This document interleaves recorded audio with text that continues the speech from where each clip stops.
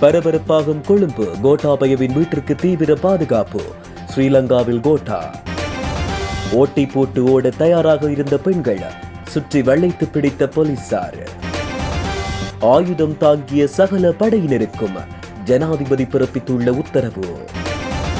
அத்தியாவசிய உணவுப் பொருட்களின் விலைகள் வீழ்ச்சி, பலத்த அடி வாங்கிய வியாபாரிகள்.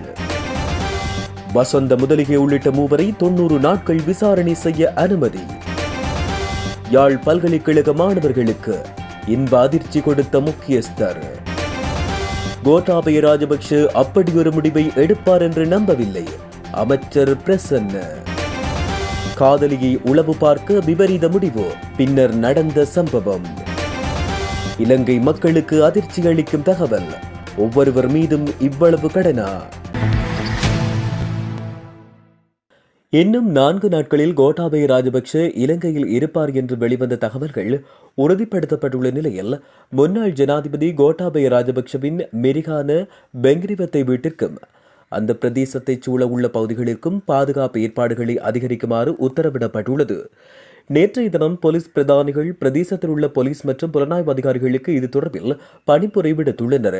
முன்னாள் ஜனாதிபதி கோட்டாபயவின் வீட்டைச் சூழவுள்ள பகுதிகள் விசேட கண்காணிப்பில் ஈடுபடுமாறு போலீஸ் அதிகாரிகளுக்கு அறிவிக்கப்பட்டுள்ளது. குறித்த பிரதேசத்தில் நேற்று இடம்பெற்ற போலீஸ் உத்தியோகத்தர்களுடனான கலந்துரையாடலின் போதே பின்வரும் அறிவுறுத்தல்கள் வழங்கப்பட்டதாக போலீஸ் வட்டாரங்களில் இருந்து தகவல்கள் தெரிய வந்துள்ளன. இதே நேரம் முன்னாள் ஜனாதிபதி கோட்டாபய ராஜபக்ஷவின் வருகை தொடர்பில் அவருடைய செயலாளர் சுகீஸ்வர பண்டாரவிடம் ஊடகங்கள் வினவிய போது, இன்னும் சில தினங்களில் கோட்டாபய ராஜபக்ஷ இலங்கைக்கு வரவுள்ளார் என்றும் அவர் குறிப்பிட்டுள்ளார். இவ்வாறானதொரு நிலையில் சமூக வலைதளங்களூடாக கோட்டாபயவுக்கு ஆதரவானவர்கள் இதற்கான ஏற்பாடுகளையும் பரப்புரைகளையும் செய்து வருவதாக தெரிவிக்கப்பட்டுள்ளது. மேலும் முகநூலூடாக கேஸ் பிரிங் பேக் கோட்டா மற்றும் ஹேஸ் பிரிங் கோம் கோட்டா என்ற ஹேஷ்டேக் மூலம் இந்த பரப்புரைகள் முன்னெடுக்கப்பட்டு வருகின்றன.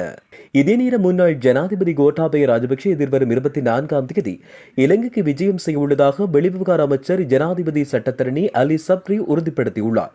CNN செய்தி சேவைக்கு வழங்கிய நேர்காணலின் போதே வெளிவிவகார அமைச்சர் இதனை உறுதிப்படுத்தியுள்ளார்.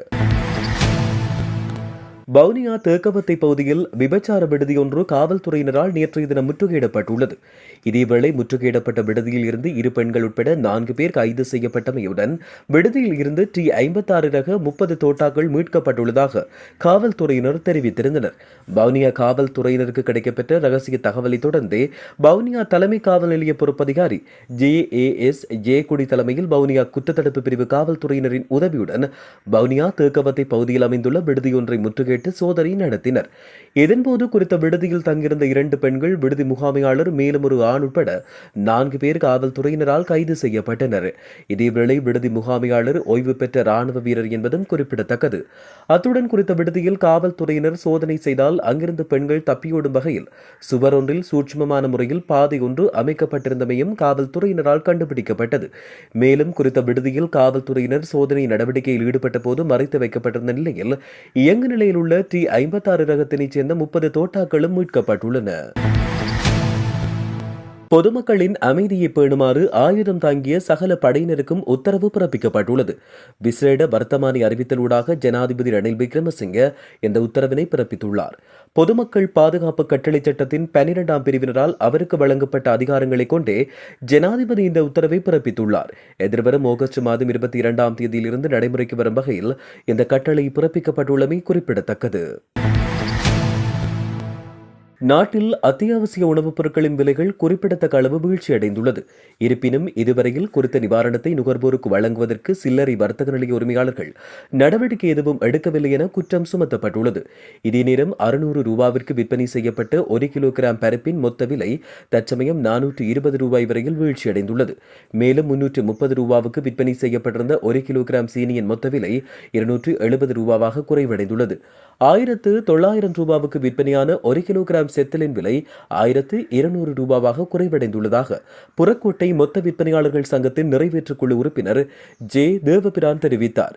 1 கிலோகிராம் வெள்ளைப்பூண்டின் விலை 400 ரூபாய் வரையிலும், உருளைக்கிழங்கு 1 கிலோகிராம் 150 ரூபாய் வரையிலும், பெரிய வெங்காயம் 135 ரூபாய் வரையிலும் வீழ்ச்சியடைந்துள்ளது.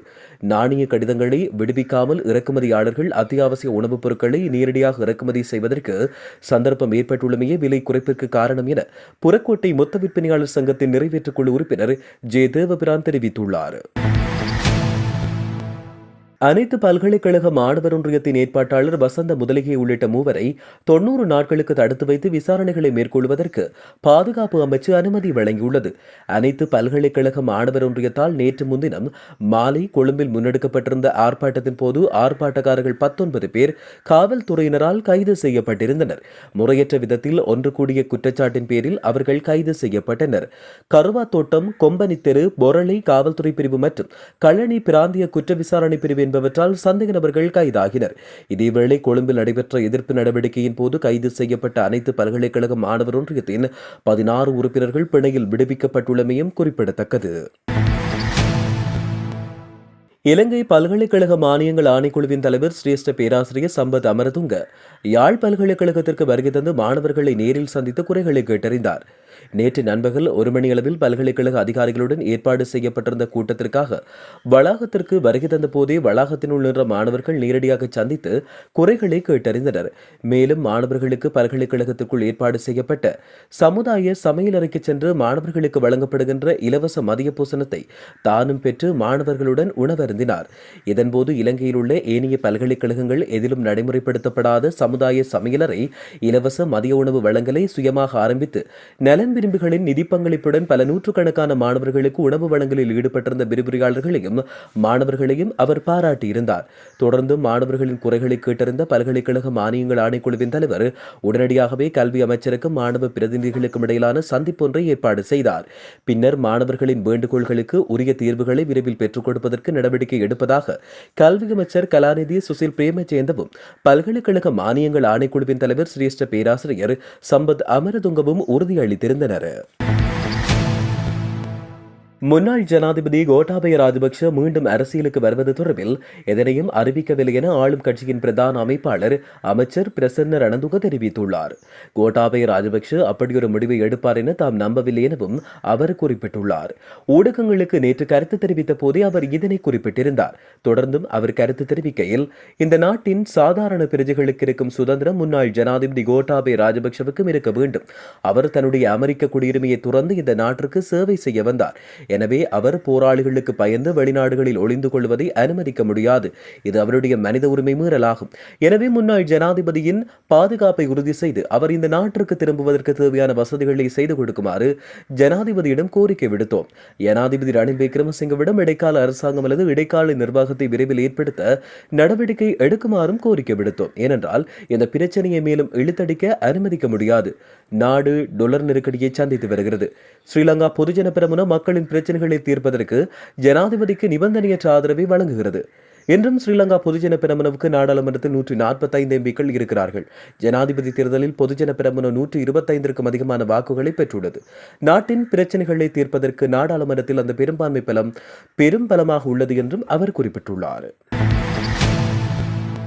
காதலியை உளவு பார்க்க பெண் வேடத்தில் சென்ற இளைஞர் ஒருவர் போலீசாரினால் கைது செய்யப்பட்டுள்ளார். காலி மகுலுவ பிரதேசத்தைச் சேர்ந்த 27 வயதுடைய இளைஞர் ஒருவர் இவ்வாறு கைது செய்யப்பட்டார். குறித்த இளைஞர் இஸ்லாமிய பெண்கள் அணியும் ஆடையை அணிந்து கொண்டு காலி புகிரத நிலையத்துக்கு சென்று கொழும்பு செல்வதற்கான பயணச்சீட்டை வாங்கியுள்ளார். இதன்போது அவரின் குரலில் சந்தேகமடைந்த பாதுகாப்பு அதிகாரிகள் அவரை விசாரணை செய்தபோது பெண் உடை அணிந்திருந்தவர் ஒரு ஆண் என்று அடையாளம் காணப்பட்டார். இதனையடுத்து புகிரத நிலைய பாதுகாப்பு அதிகாரிகள் வழங்கிய தகவலுக்கு அமைய காலி போலீசாரால் அவர் கைது செய்யப்பட்டுள்ளார். இதன்போது இளைஞரிடம் போலீசார் மேற்கொண்ட ஆரம்பகட்ட விசாரணைகளில் தன்னுடைய காதலிக்கு வேறு ஒரு இளைஞருடன் தொடர்பு இருப்பதாக கிடைத்த தகவலின் பிரகாரம் காதலியை உளவு பார்க்கவே தாம் இவ்வாறு வேடம் பூண்டு புகையிரத நிலையத்திற்கு வந்ததாக இளைஞர் வாக்குமூலம் வழங்கியுள்ளார். இலங்கையில் ஒவ்வொரு தனிநபர் மீதும் கடன் தொகை தற்போது 1 மில்லியன் ரூபாவை கடந்துள்ளதாக தெரிவிக்கப்படுகிறது. இந்திய மத்திய வங்கியின் அறிக்கையின்படி ஏப்ரல் 2022க்குள் மத்திய அரசு செலுத்த வேண்டிய மொத்த கடன் தொகை 4 மாதங்களுக்குள் 32% அதிகரிக்கப்பட்டுள்ளது. 2022 ஏப்ரல் மாதத்திற்குள் மத்திய அரசாங்கம் செலுத்த வேண்டிய மொத்த கடன் தொகை 23,310.1 பில்லியன் ரூபாய் என தெரிவிக்கப்பட்டுள்ளது. 12,442.3 பில்லியன் ரூபாய் உள்நாட்டு கடன்களாகவும் 10,867.8 பில்லியன் ரூபாய் வெளிநாட்டு கடன்களாகவும் இருப்பதாக மத்திய வங்கி அறிவித்துள்ளது. 2021 ஆண்டின் இறுதியில் 17,589.4 பில்லியன் ரூபாவாக பதிவாகியிருந்த மத்திய அரசாங்கத்தின் மொத்த கடன் 4 மாத காலப்பகுதிக்குள் 5720.7 பில்லியன் ரூபாய் அல்லது 32.52% அதிகரித்துள்ளது என்பதும் விசேட அம்சமாகும். இதே நேரம் இலங்கையில் தனிநபர் கடனின் அளவு விரைவான அதிகரிப்பை சந்தித்துள்ளது. இந்நாட்டின் சனத்தொகை 22 மில்லியன். அதன்படி இலங்கையின் ஒவ்வொரு குடிமகனும் 10 லட்சம் ரூபாய் கடனாளியாக இருக்கின்றமை சுட்டிக்காட்டத்தக்கது. பரபரப்பாகும் கொழும்பு. கோட்டாபயவின் வீட்டிற்கு தீவிர பாதுகாப்பு. ஸ்ரீலங்காவில் கோட்டா ஓட்டை போட்டு ஓட தயாராக இருந்த பெண்கள் சுற்றி வளைத்து பிடித்த போலீசார். ஆயுதம் தாங்கிய சகல படையினருக்கும் ஜனாதிபதி பிறப்பித்துள்ள உத்தரவு. அத்தியாவசிய உணவுப் பொருட்களின் விலைகள் வீழ்ச்சி. பலத்த அடி வாங்கிய வியாபாரிகள். வசந்த முதலிகை உள்ளிட்ட 3 90 நாட்கள் விசாரணை செய்ய அனுமதி. யாழ் பல்கலைக்கழக மாணவர்களுக்கு இன்ப அதிர்ச்சி கொடுத்த முக்கியஸ்தர். கோட்டாபய ராஜபக்ஷ அப்படி ஒரு முடிவை எடுப்பார் என்று நம்பவில்லை. அமைச்சர் பிரசன்ன. காதலியை உளவு பார்க்க விபரீத முடிவு. பின்னர் நடந்த சம்பவம்.